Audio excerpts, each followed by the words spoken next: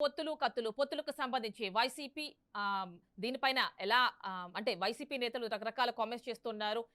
TDP Janasena పొత్తులో ఉండి ఇలా ఎవరికి వాళ్లే వాళ్ళ అభ్యర్థులను ప్రాక్టీస్ చేసుకుంటోందని బయట వాళ్ళకి వాళ్లే అవకాశం ఇస్తున్నారు.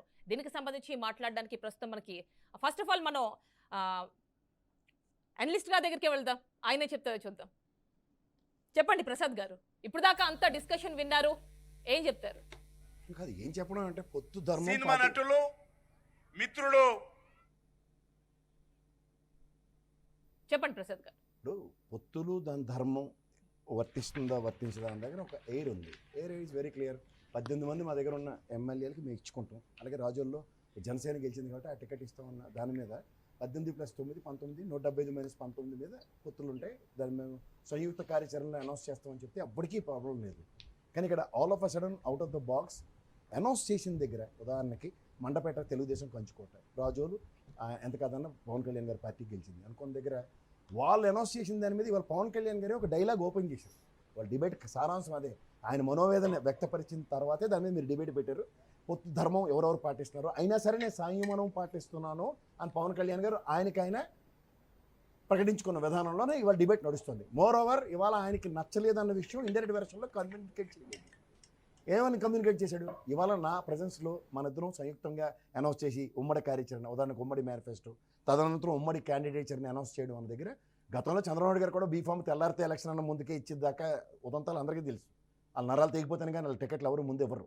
సో అలాంటి దగ్గర ఇవాళ ఈ పవన్ కళ్యాణ్ గారికి ఎన్ని సీట్లు ఎన్ని పొత్తులో ఇవన్నీ బైరీ చేసుకోవడానికి ఇవాళ సమన్వయ కమిటీలతో కూర్చుని పవన్ కళ్యాణ్ గారు నిర్వర్తిస్తున్న కార్యాచరణలో ఇప్పటిదాకా పార్టీ మీద పూర్తి పట్టుతో ఆయన చేసిన వారాహయాత్రల సారాంశంలో కూడా వీళ్ళందరూ ఉన్న క్యాండిడేట్లను గ్యారంటీగా అనౌన్స్ చేసుకుని ఉండుంటే ఇవాళ ఉదాహరణకి పొత్తు ధర్మంలో మనకి ఇన్ని సీట్లు వస్తున్నాయి కాబట్టి మన ఇక్కడ ఈ పెర్మిటేషన్స్ అండ్ కాంబినేషన్స్లో ఇక్కడ ఈ సామర్థ్యం ఎంత ఉంది, ఈ సామర్థ్యం ఎంత తక్కువ ఉంది, ఎక్కువ ఉంది అన్న దగ్గర తెలుగుదేశంకి ఇంత యాడెడ్ ఫ్లేవర్స్ ఉన్నాయి, మనం దీన్ని ఎలా కాంపన్సేట్ చేస్తాం అన్న దగ్గర మన దగ్గర నుంచి ఒక డిఫెన్స్ మెకానిజం ఉన్నప్పుడు నేను మాట్లాడడానికి ఒక ప్రాథమిక అవగాహన ఉంటుందన్నది తెలుసు. కానీ ఇంత అంబిగ్యూటీలో వాళ్ళకి ఈ రోజు దాకా ఆ నియోజకవర్గాలు మీరు పట్టులు లేవన్న విషయం వాళ్ళందరికీ నిజంగా తెలుసు. అది ఒప్పుకోవడానికి వాళ్ళ ఆత్మాభిమానులు అడ్డుపడి ఈ విధంగా బుల్డోస్ చేయడానికి ప్రయత్నిస్తున్నారు. ఎవరేం చేస్తారు దానికి? ఇప్పుడు నిజంగా పవన్ కళ్యాణ్ గారి దగ్గర ఈ 10 ఏళ్ల ప్రస్థానంలో 175 నియోజకవర్గాల సమాయత్తం లేదా 50 నియోజకవర్గాల సమాయత్తం అన్నదే నా ప్రశ్న, నా జవాబు కూడా. వీళ్ళ సమాయత్తం అయింది ఇవాళ ఎవరికీ తెలియకుండా. ఇవాళ ఆయన రాజానగరం అనౌన్స్ చేసిన తర్వాత కందులు దుర్గేష్ గారి వాళ్ళ బ్రదరే అక్కడి నుంచి రాజీనామా చేసి వెళ్ళిపోయారు 150 మంది అతిరథ మహారాజులు తీసుకుని. దానికి ఇప్పుడు ఇవాళ అనౌన్స్ చేసిన తర్వాత ఆయన వెనక్కి వస్తాడనో లేకపోతే ఆయన కోసమే నేను రాజానగరం స్టెప్ తీసుకున్నానో, నాకు కందులు దుర్గేష్ గారు ఎంతో ఇంపార్టెంట్ పర్సన్ అని పవన్ కళ్యాణ్ గారు ఆ ప్రస్తావన తెచ్చుంటే ఇవాళ అట్లీస్ట్ వాళ్ళ కార్యకర్తల సంరక్షణార్థం ఆయన తీసుకున్న నిర్ణయం అని చెప్పొచ్చు. అదేది లేకుండా ఆయన 2 అనౌన్స్ చేశాడు కాబట్టి నేను 2 అనౌన్స్ చేస్తాను, నాకన్నా ముందు నాదెళ్ల మనోహర్ గారు ఆయన అనౌన్స్ చేసుకున్నారు కాబట్టి అన్న కాన్సెప్ట్లోనే ఇక్కడ డ్రైవ్ అవుతుంది. This is nothing but a tit for tat. Okay అండి, ఒకసారి మనం కిరణ్ గారి దగ్గరికి వెళ్దాం. మరి కిరణ్ ప్రసాద్ గారు చెప్పండి, మరి ఇలా ఎవరికి వాళ్ళ సీట్లు అనౌన్స్ చేసుకుంటూ పోతే మరి పరిణామాలు ఏ విధంగా ఉండే అవకాశం ఉంది? మీకేం ప్రకటించిన 2 సీట్లు ఏవైతే ఉన్నాయో వీళ్ళిద్దరూ కూర్చుని చర్చించుకుని ఈయన ప్రకటించారన్న విషయం ఎంతమందికి తెలుసండి? అలా జరిగి ఉండకూడదా అసలు? ఈ రోజు వీళ్ళిద్దరు అది మీరే చెప్పాలండి, అది మీరే చెప్పాలి. ఎందుకంటే పవన్ కళ్యాణ్ ఒక క్లారిటీ ఇచ్చుంటే బాగుండేది. మేము కూర్చుని మాట్లాడుకున్నాం, దాని తర్వాత ఇలా అనౌన్స్మెంట్ చేస్తున్నాము అనేది. క్లారిటీ ఎవరికి ఇవ్వాలి? క్లారిటీ ఎవరికి ఇవ్వాలి? ఎవరికి ఏంటండి? మీ శ్రేణులకే ఇవ్వాలి. మా శ్రేణులకు మా క్లారిటీ ఉన్నప్పుడు మీకేంటి బాధ? పార్టీలో టీడీపీలో వాళ్ళ క్లారిటీ ఉంది, జనసేన పార్టీలో మాకు క్లారిటీ ఉంది. ఈ రోజు కళ్యాణ్ గారు మాట్లాడింది చాలా చలోక్తులుగా మనం ఇలా ప్రకటిస్తాము. ఎందుకంటే ఈ రోజు మంచి కిరణ్ ప్రసాద్ గారు పవన్ కళ్యాణ్ ప్రసంగం మొత్తం చూసారా మీరు?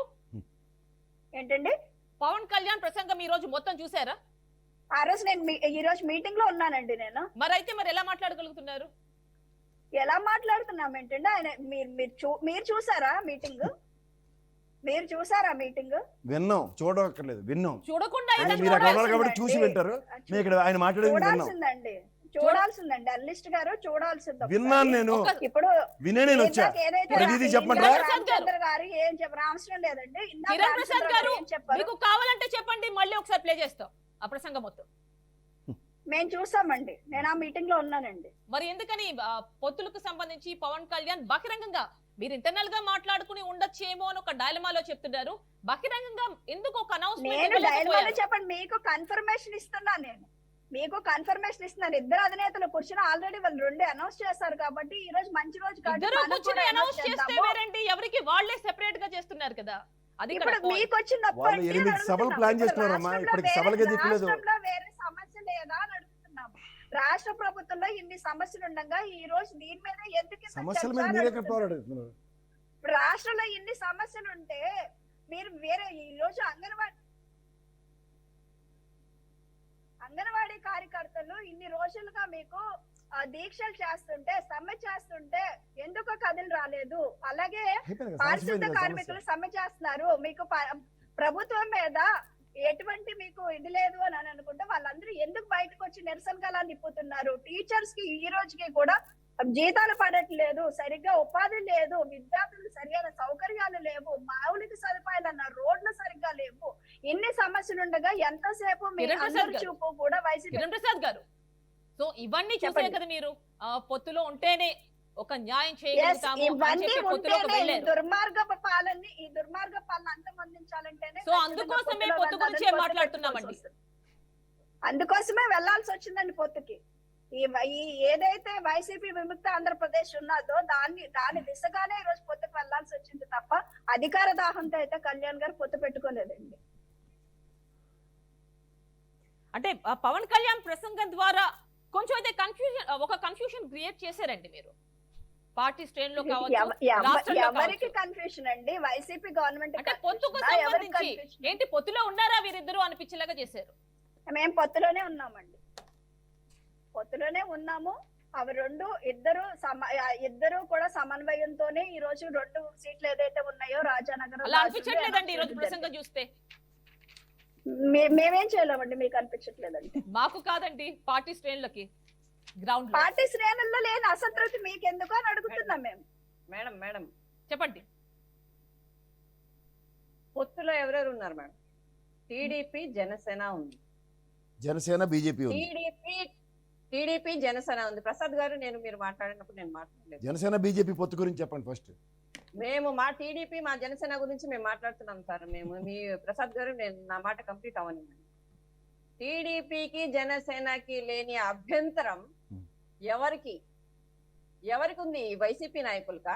అంటే ఎక్కడ గొడవలు పడతారు, ఎక్కడ పార్టీ వీళ్ళు సపరేట్ అవుతారు అని చెప్పి మీరు ఎక్కడ గుంట నక్కల్లాగా దాక్కొని ఎప్పుడు అంటే అవుతారని చెప్పి వేచి ఇలా పిల్లి గొడవ పడితే మాకు కోతి వచ్చి తీసుకెళ్ళినట్టుగా ఉంటుందండి ఇది.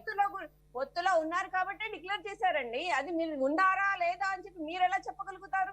పొత్తులో జోని బేగం గారు, మీ ఇద్దరు గొడవ పెడితే థర్డ్ పార్టీకి ఖచ్చితంగా అది ఇంట్రెస్టింగ్ గానే ఉంటుంది, సంతోషంగానే ఉంటుంది. ఆయన అక్కడ సిట్టింగ్ ఎమ్మెల్యేలకి ముందే ఇస్తానని చెప్పారు కాబట్టి ఆయన అక్కడ డిక్లేర్ చేశారు.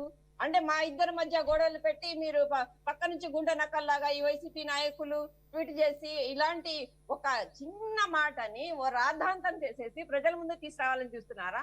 అది చిన్న పాయింట్ కాదండి, 2 పార్టీల పొత్తుని డిసైడ్ చేసే ఒక అంశం.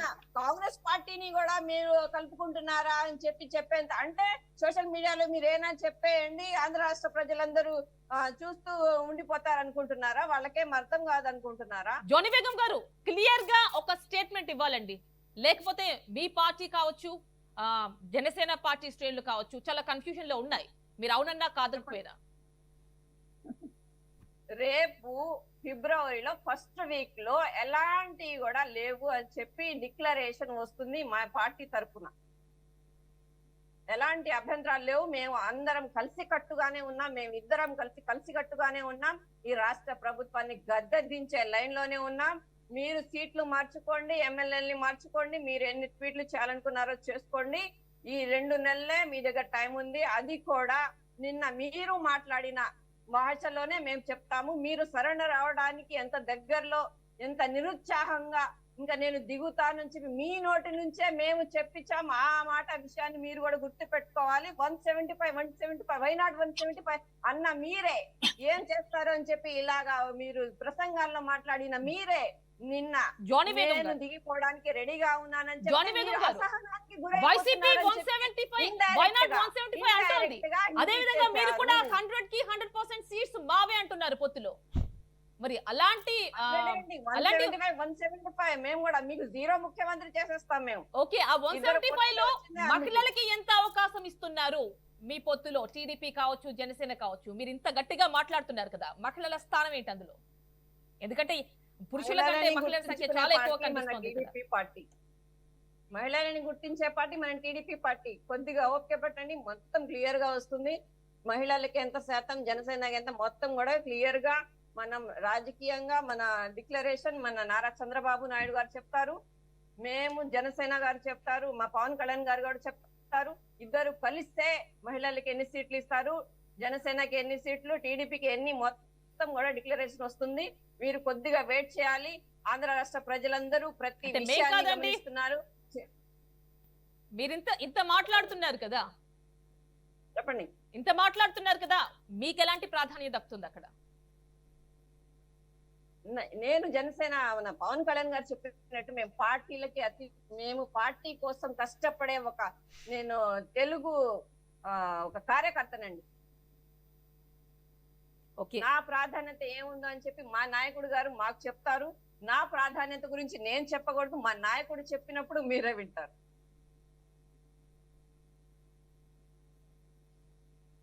ఓకేనా మేడం?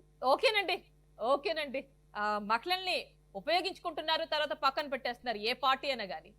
సో ఓకేనా మేడం, మాట్లాడకండి, అలా మాట్లాడదు. మీరు ఒక మహిళగా ఉండి మీరు అలా ఖచ్చితంగా మాట్లాడాలండి. నేను మహిళగా ఉన్నాను కాబట్టి ఖచ్చితంగా మాట్లాడాలి.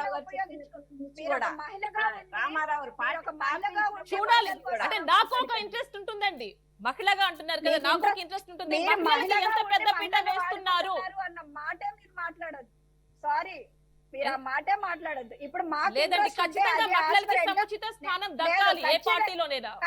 ఖచ్చితంగా మేము కూడా మహిళలుగా బయటకు వచ్చాము అని అంటే, ఈ రోజు నేను ఆస్పిరెంట్, నేను ఒక అవకాశంతో ఉన్నాను, ఆశాద్రూపంతో ఉన్నాను అంటే ఖచ్చితంగా మీరు నేను ఇంత ఎన్ని చెప్తున్నారు మార్పులు కదా, జరుగుతానో. ఇంత చెప్తున్నారు. ఇప్పటి వరకు కూడా ఎన్ని ఎలక్షన్స్ జరిగినాయి?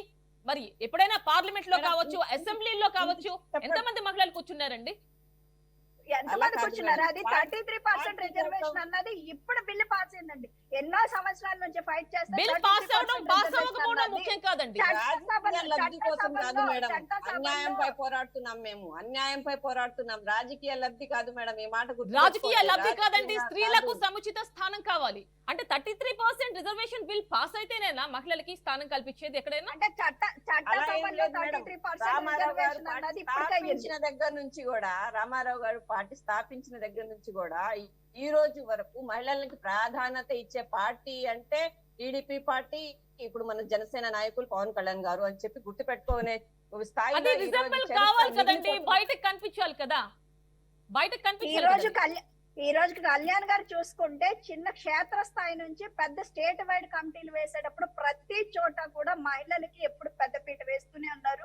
మహిళలకి స్థానం కల్పిస్తే, ఈ రోజు నేను జనసేన పార్టీలో ఒక లీడర్ గా ఉన్నానంటే ఖచ్చితంగా కళ్యాణ్ గారు నన్ను గుర్తించి నాకు అవకాశం ఇవ్వడంలో ఈ రోజు నేను ఈ స్టేజ్ లో ఉన్నాను. దానికి నేను చాలా గర్వంగా చెప్తాను. అలాగే ఈ రోజు జనసేన పార్టీలో పనిచేసిన ప్రతి మహిళకి కూడా వాళ్ళు చేసిన కష్టాన్ని గుర్తించి ఎప్పటికప్పుడు వాళ్ళు కిరణ్మయ్య గారు, స్థాయి నుంచి కిరణ్మయ్య గారు, గ్రామ స్థాయి నుంచి అసెంబ్లీలో స్టేట్ వైడ్ వరకు మహిళల్ని పట్టుకుని తిడుతూ ఉంటే ఎవరి గొంతు వినిపించలేదు కదండి అప్పుడు? ఎవరు తిట్టారండి? ఒక మహిళను కించపరుస్తున్నప్పుడు ఆ రోజు నోరు ఎందుకు లావలేదండి? రోజా గారు సాటి మహిళ ఎమ్మెల్యే ఎవరైనా మహిళలు ఉంటుంటే వాళ్ళు గళం వినిపించేవాళ్ళు. ఈ రోజు మేము ఫైట్ చేస్తుంది కూడా అదే. చట్టసభలో ఖచ్చితంగా మహిళలను కోరుకునేది కూడా దానికోసమే. ఈ రోజు మీకు రోజా గారు అసెంబ్లీ సాక్షిగా భూమా అఖిలప్రియని డ్రెస్సింగ్ సెన్స్ కోసం మాట్లాడినప్పుడు ఏమైపోయారండి? అదే నేను కూడా అడుగుతున్నానండి, మహిళలకి ప్రాధాన్యత ఉండుంటే వాళ్ళ వాయిస్ వినిపిస్తుంది. ఇప్పుడు దానికోసమే కదండి ఇప్పుడు ఎవరు ఫైట్ చేసినా కూడా. ఓకేనండి, ఓకే. ఏదేమైనప్పటికీ కూడా మహిళలకి ప్రాధాన్యం ఉండాలి చట్టసభల్లో. నెక్స్ట్ మనం ఈ రోజు టాపిక్ కి వెళ్దాం. రామచంద్రరావు గారు చెప్పండి, మరి అభ్యర్థుల ఎంపికలో అలసత్వం వహిస్తే ఇటు టీడీపీ కావచ్చు, అటు జనసేన కావచ్చు, ఎస్పెషల్లీ టీడీపీకి ఏమి బ్యాక్ స్టెప్ అవుదా? ఇది మీకేం లాస్ కాదా? మీరు కూడా 175 కి 175 అంటున్నారు కదా, శ్రేణులు బయటకు వెళ్ళిపోవా? మేము జగన్మోహన్ రెడ్డి గారి లాగా మేము 175 అనలేదు. 100% ఎక్కడ అంటున్నారు కదా, అనలేదు. దాని అర్థం అదే కదండి. అంటే మేము 100% అంటే గెలుస్తూ ఉంటున్నాం తప్ప 100% అంటే గెలుస్తూ ఉంటున్నాం. గెలిస్తే 100% గెలుస్తాం. మేము మెజార్టీ సీట్లు మా గెలుస్తాం. 100% అంటే అర్థం ఏంటంటే 175 గెలుపులో ఎంత కావాలంటే 51% రావాలి మనకి. మెజార్టీ సీట్లు మాకు వస్తాయి, గ్యారంటీగా వస్తాయని చెప్పాం. మ్యాక్సిమం సీట్లు మాకు వస్తాయి. 100% అంటే అంటే మెజారిటీ మొత్తం 175 వచ్చిన సందర్భాలు ఎక్కడా లేవండి, ఎక్కడా లేవు. మెజార్టీ 100% అంటే గెలుస్తాం అంటే మెజార్టీయే. ఓకే, మీరు అన్నట్టుగా మెజారిటీ మెజారిటీ సీట్లు గెలుస్తారు రావాలి ఎవరైనా అంటే అంతే. మీ దగ్గర ఇంత లేట్ చేసే కొద్దీ ఏ పార్టీ బయటకు అయినా అంతే. వెళ్ళిపోతారు కదండి, బయటకు వెళ్ళిపోతారు కదా మీ అభ్యర్థులు ఎవరైనా కావచ్చు, ఆశావకులందరూ కూడా బయటకు వెళ్ళిపోతారు. ఎప్పుడు ప్రకటిస్తారు? ఏమి పోరండి. చంద్రబాబు నాయుడు గారికి పవన్ కళ్యాణ్ గారికి అంతా కూడా స్పష్టంగా వాళ్ళకి అర్థమవుతుంది. అన్నీ చర్చించుకుంటున్నారు వాళ్ళు ఎక్కడెక్కడ మన తూర్పుగోదావరి జిల్లాలో ఎలా ఇవ్వాలి, వెస్ట్ గోదావరిలో ఎలా ఇవ్వాలి, వైజాగ్లో ఎలా ఇవ్వాలి, అలా కృష్ణా అనేక జిల్లాల్లో ఆ సమీకరణలను బట్టి అక్కడ పార్టీ పరిస్థితులను బట్టి టికెట్లు ఇస్తారు. ఏ జిల్లాలో ఏ పార్టీ, ఏ ప్రాంతంలో ఏ పార్టీ బాగా బలంగా ఉందో చూసి అక్కడ టికెట్లు ఇస్తారు. వ్యక్తులు, క్యాండిడేట్లు, పార్టీ రెండు చూసి ఇస్తారు. దానికోసం అంత కంగారు పడిపోవాల్సిన అవసరం లేదు. పవన్ కళ్యాణ్ గారు ఇవాళ ఒక మాట వదిలేరు. రాజులో మా సీటు పోయిందన్న బాధతో ఆయన మా సీటు పట్టుకు ఆయన వైసీపీ వాళ్ళు తీసుకెళ్ళిపోయారు మా రాపాక వరప్రసాద్ గారిని అనే భావంతో ఆయన మాట్లాడాడు తప్ప రాజులతో పాటు రాజనేరం కూడా చెప్పాడు ఆయన రెండు కలిపి. అంతే తప్ప ఇందులో తేడా ఏం లేదు. ఇద్దరు ఒకే రక సమన్వయంతో ఉన్నారు, ఇద్దరు ఒకే మాట మీద ఉన్నారు, ఒకే బాటలో ఉన్నారు. తప్పకుండా కూడా త్వరలో కూడా నెక్స్ట్ మంత్లో సీట్లు ప్రకటిస్తారు, ఎలక్షన్ కూడా ప్రకటిస్తుంది. ఎలక్షన్ షెడ్యూల్ కూడా వస్తుంది. రామచంద్రరావు అప్పుడు గారు, దాకా మరి వెయిట్ చేయడం బీజేపీ దయచేసి. పరిస్థితి ఏంటి? బీజేపీ ఆల్రెడీ జనసేన బీజేపీతో పొత్తులో ఉంది, అదే విధంగా మీతో చెప్పండి. కూడా పొత్తులో ఉంది. మరి మీరేంటి బీజేపీతో కలిసి వెళ్తున్నారా? మీరైతే ఇంట్రెస్టెడ్ గానే ఉన్నట్టుగా అనిపిస్తోంది. మరి బీజేపీ మాతో వచ్చి అక్కడ అధిష్టానంతో మాట్లాడితే ఒక క్లారిటీ ఉంటుంది అంటోంది. ఇప్పుడు అది బీజేపీతో అనేది అది పార్టీ అధిష్టానం చూడాలి. బీజేపీ పొత్తు అనేది జనసేన పార్టీతో పొత్తు అన్నమాట వాస్తవం. అయితే అధిష్టానం దాని నిర్ణయం మేరకు ఉంటుంది. అయితే ఆ రోజున జైల్లో 53 రోజులు చంద్రబాబు నాయుడు జైల్లో పెట్టిన తర్వాత, అన్యాయంగా పెట్టిన తర్వాత ఆయన మనసు చూసిన తర్వాత ఆయన మనసు కదిలి చలించి ఆయన వెంటనే వచ్చి మేము కూడా మీ ఉద్యమంలో భాగంగా ఉంటామని చెప్పి పొత్తు కూడా ఉంటుందని చెప్పి ఆయన మేము ఎక్కడ ఉన్నాను, నేను ఎక్కడ ఉన్నాను అక్కడ ఆ టైంలో పొత్తు కూడా ఆయన ప్రకటించారు. అదే బీజేపీ అనేది బీజేపీ ఆయన చూస్తారు. మన పవన్ కళ్యాణ్ గారు జనసేనని బీజేపీతో ఏం జరుగుతుందో అన్నది ఆయనకి తెలుసు కాబట్టి అది ముందు పార్టీలు నిర్ణయిస్తాయి. ఆ పార్టీ నిర్ణయం ప్రకారం జరుగుతుంది. అయితే మరి బీజేపీ కలిసే అవకాశం ఉందంటారా ప్రసాద్ గారు? అవకాశం ఉందా? ఒక అనలిస్ట్ గా మీకేమనిపిస్తోంది? బీజేపీ కలగకూడదు. ఇక్కడ మీకు లాస్ట్ టైం నేను అందుకే 2014లో ఏం జరిగిందో ఒకసారి ఆలోచించుకోగలిగితే తర్వాత 2019లో తదనంతర పరిణామాలు, ఇవాళ 2024లో 2014 ఎలా రిపీట్ అవుతుందో నేను మొదటే చెప్పాను. బీజేపీతో జనసేన పొత్తుకు ఆ రోజు ఇనిషియేట్ తీసుకున్నప్పుడు బీజేపీ తెలుగుదేశంతో వెళ్ళడానికి ఇనిషియేట్ చేసుకున్నందుకు పవన్ కళ్యాణ్కి ఆబ్లిగేషన్ తీసుకోవాల్సి వచ్చింది. ఇప్పుడు బీజేపీ రోల్ని జనసేన ప్లే చేస్తుంది ఆబ్లిగేషన్ తీసుకుని. అంటే ఖచ్చితంగా బీజేపీ ఇట్స్ ఆబ్వియస్. అండ్ రేపు 2 రోజుల్లో ఎన్డీఏ కాన్క్లేవ్ మళ్ళీ జరగబోతుంది. పవన్ కళ్యాణ్ గారు ఢిల్లీ వెళ్తున్నారు. వెళ్ళిన తర్వాత ఒక రూట్ మ్యాప్ ఆయనకి ఇస్తారు. బీజేపీ ఇచ్చి రూట్ మ్యాప్లోనే ఆయన నడుస్తున్నారు. అంచేత ఈయనేం అతీతం కాదు. ఇవాళ కూడా బీజేపీతో పొత్తు విషయంలో చాలా క్రిస్టల్ క్లియర్గా చెప్పాడు, స్టిల్ లయింగ్ విత్ బీజేపీ అని. So obviously this will happen. And రాబోయే రోజుల్లో జనసేన, తెలుగుదేశం, బీజేపీ సంయుక్త కార్యాచరణ ఇచ్చి తీరవలసింది, ఇంకొక ఆప్షన్ లేదు. అంటే అలా అంటున్నారు కానీ మరి వైసీపీకి ఇంటర్నల్ గా సపోర్ట్ ఇస్తుంది అనేది బయట ఒక టాక్ ఉంది. మరి ఎలక్షన్స్ టైంలో సడన్ గా వైసీపీకి మద్దతు తెలిపితే ఒక లిస్ట్ ఏమంటారు? రాజకీయాలు తెలిసినోడు ఎవరితో మాట్లాడితే చాలా ఈజీ అవుతుంది. ఎందుకంటే 11 స్థానాలు రాజ్యసభలో కాంకర్ చేయబోతున్న వైఎస్ఆర్సీపీ. ఎందుకంటే 2021లో ఒక అమెండ్మెంట్ ఇచ్చింది పార్లమెంట్లో. ఏమనంటే విప్ జారీ చేస్తే చచ్చినట్టు వీళ్ళు ఓటు ఎవరికి వేస్తున్నారో చూపించి వేయాలి. ఇది పరోక్షంగా కూడా సపోర్ట్ విషయం అమ్మా, నువ్వు అడిగావు కదా ప్రశ్న వినాలి. పరోక్షం ప్రత్యక్షం కాదు. ఈరోజు చెప్తావా? చెప్పండి, ఓపిక కావాలి. చెప్పండి. ఎందుకంటే ప్రత్యక్ష రాజకీయాల్లో ఇవాళ ఆంధ్రప్రదేశ్ రాష్ట్రంకి ఒక వీటో పవర్ ఉండేది సమైక్య రాష్ట్రంలో.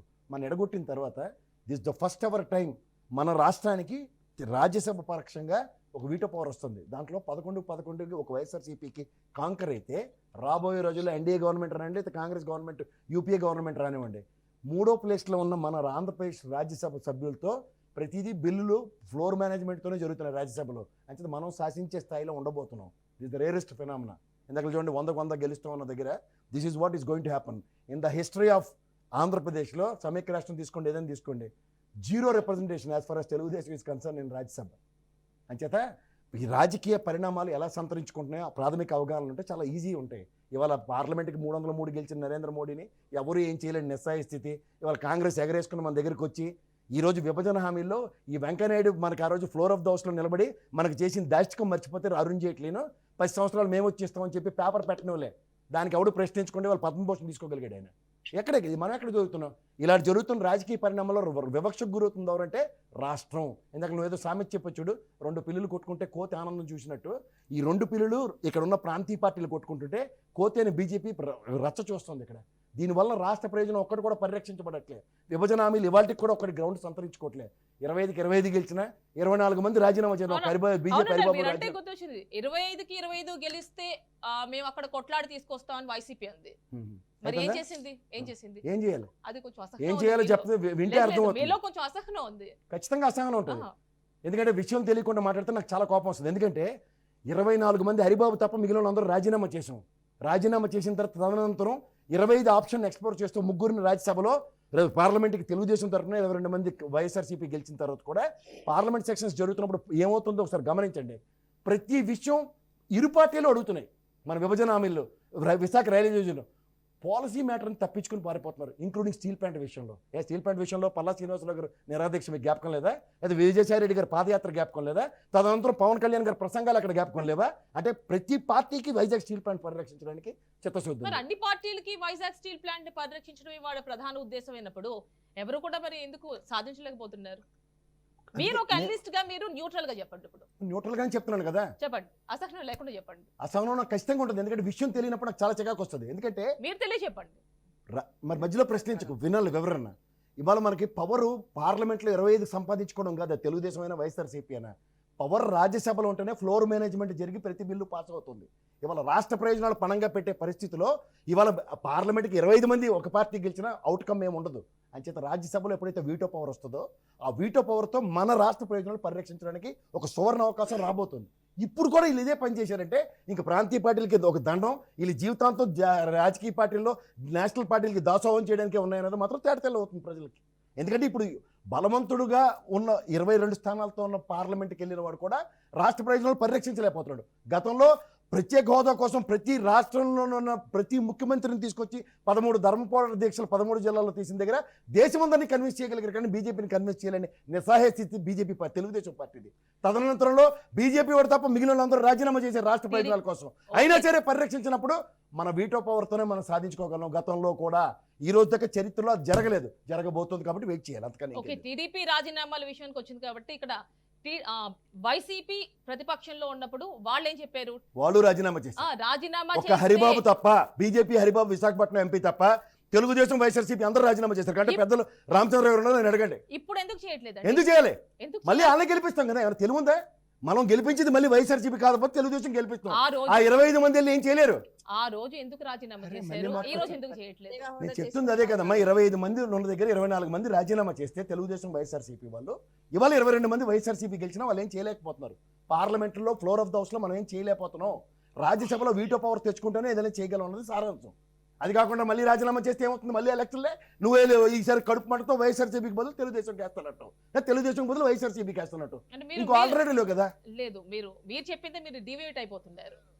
అప్పుడు టీడీపీ రాజీనామాల గురించి మాట్లాడారు, ఇప్పుడు వైసీపీ చేస్తే ఉంది వీటో అధికారం లేనప్పుడు. అరే నేను చెప్తుంది అదే కదా. 25 మంది పార్లమెంట్ మెంబర్లో రాజ్యసభకు తప్పకుండా పార్లమెంట్లో 24 మంది అంటే హరిబాబు బీజేపీ తప్ప తెలుగుదేశం వైఎస్ఆర్సీపీ రాజీనామా చేశారు. కనుక్కో ఆయన్ని, ఎవరిని అడిగి చెప్తారు. పార్టీలకు అతీతంగా రాష్ట్ర ప్రయోజనాల కోసం రాజీనామాలు చేసిన ఉదంతం ఉంది. ఇది 2019 ఎలక్షన్స్ ముందు. ఇప్పుడు మీరే అంటున్నారు టీడీపీ ఒక ప్రతిపక్ష పాత్రని సరిగ్గా పోషించట్లేదు అని. మరి ఒక అనలిస్ట్ గా ఉండి మీరు కూడా అంతే కదా, గవర్నమెంట్ మీరు ప్రశ్నించాలి. మీరు వాళ్ళకి సానుభూతి. ఏ గవర్నమెంట్ ప్రశ్న?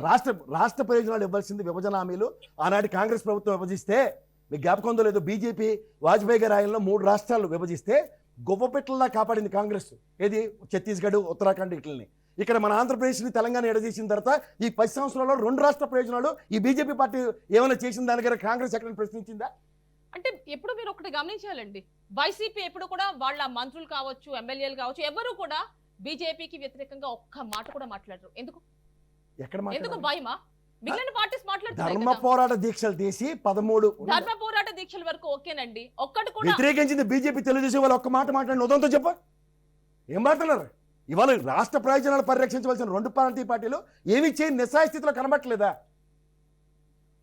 ఇప్పుడు రాష్ట్ర ప్రయోజనాలు అనే అంశంలో జనసేన పార్టీ పొత్తు పెట్టుకుని ఉంది. ఒక్క ప్రశ్న, మనకు రాష్ట్ర ప్రయోజనం ఒక్కటే అడిగిందా?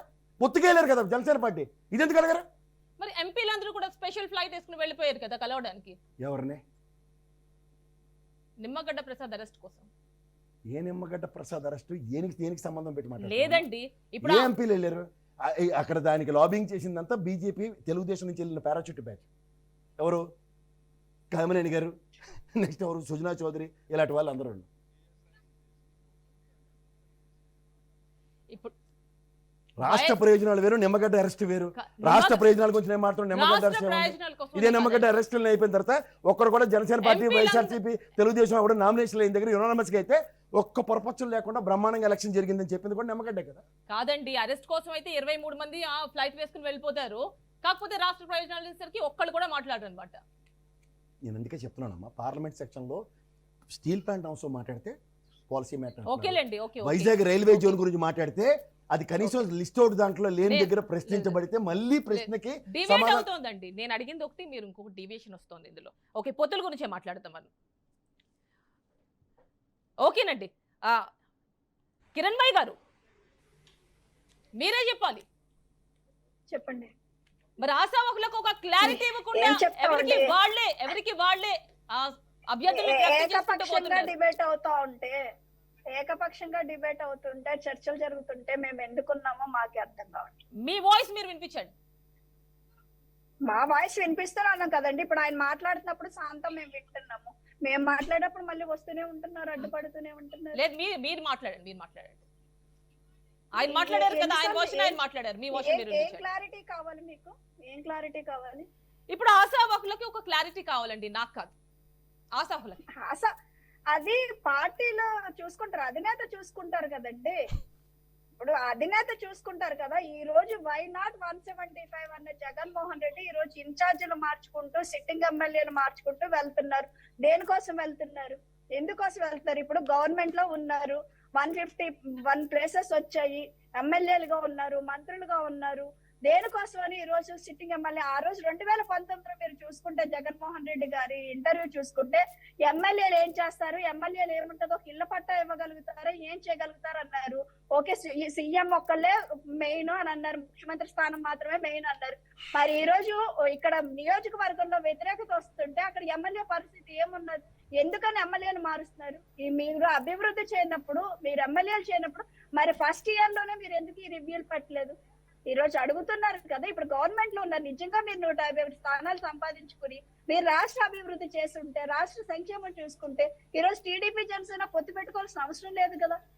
అది ఒకసారి మీరు దీనికోసం ఒకటే ఒకసారి అడుగుతున్నామండి మేడం, ఒక్కటే విషయం మేము అడుగుతున్నాము. రాష్ట్రంలో ఇన్ని సమస్యలు ఉన్నాయి, ఇంతమంది ఉద్యోగులు బయటకు వచ్చి రోడ్డు మీదకి వచ్చి దీక్షలు చేస్తున్నారు, నిరసనలు తెలియజేస్తున్నారు. వీటన్నిటి మీద ఎందుకు నోరిప్పట్లేదు? సొంత చెల్లి బయటకు వచ్చి మాట్లాడుతుంటే మీరు ఎందుకు ఇప్పట్లేదు? దీన్ని ఎందుకు జనసేన, టీడీపీ దాన్ని హాట్ టాపిక్ చేస్తున్నారు? మీరు ఇదొక్క దాన్ని డిబేట్ ఎందుకు పడుతుంది? 30,000 మంది ఒక్కసారి మీ పొత్తులో భాగమైనటువంటి టీడీపీ నేతని అడుగుదాం. రామచంద్రరావు గారు చెప్పండి, మరి మీ క్యాడర్ కి ఎలాంటి క్లారిటీ ఇస్తారు? మీ క్యాడర్ కి ఎలాంటి క్లారిటీ ఇస్తారు? మా క్యాడర్లో ఎక్కడా కూడా ఏ రకమైన నిరాశ లేదు ప్రస్తుతానికండి. మాకు అన్నీ బాగున్నాయి, ఎక్కడా కూడా డీవియేషను లేదు. కేడర్ అంతా కూడా దాని మీద చర్చ లేదు. కానీ వైసీపీకే ఉంది, మాకు లేదు. మా పార్టీకి ఏం లేదు. వైసీపీ నాయకులకి, వైసీపీ పార్టీకి ఉంది తప్ప తెలుగుదేశం పార్టీకి మన కేడర్లో ఎక్కడా కూడా ఏ రకమైన భేదాభిప్రాయాలు లేవు. పవన్ కళ్యాణ్ గారి మీద కానీ, చంద్రబాబు నాయుడు గారి మీద కానీ ఎక్కడా కూడా ఏ రకమైన విభేదాలు లేవు. అది వైసీపీలో మాత్రం ఉంది. ఖచ్చితంగా వైసీపీలో మాత్రం ఉంది, ఓకేనండి, థ్యాంక్ యూ సో మచ్. వైసీపీలో టైం ఉంది, అయిపోతోంది. అందులో అనుమానం లేదు. ఓకేనండి.